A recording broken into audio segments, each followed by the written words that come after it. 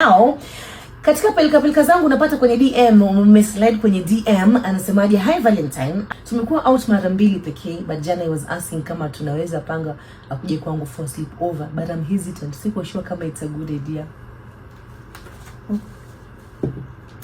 Yo, mimi the last time nilisikia conversation kwamba wanaume wanaogopa sana kwenda kwa kina dada. Mume-change vitu, okay? So what do you think huyu msichana anafaa kufanya? Umepatana na mtu for like mmeenda out mara 2 peke yake, ameongea kwa simu kwa sana, you've only gone out for 2 times peke yake, lakini anataka kuja kwako sleep over. Kwa nini anakuja kwako sleep over? Okay. Kwa nini? Would you go kwa mtu wako ukalale huko sleep over as wanaume? Na kama wewe ni mwanamke, kama wewe ni msichana pale, unaweza taka partner wako akuje kwako sleep over? Because najua hii topic inakuwa very sensitive. Very sensitive. Eti kuna mwingine alikuwa anasema ati anakuja tena kuja kwangu kwa sababu kwangu ako comfortable.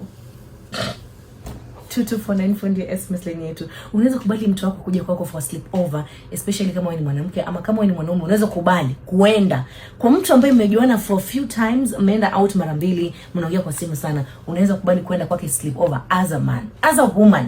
Tunasaidiaje umdenge? Talk to me 0204445975.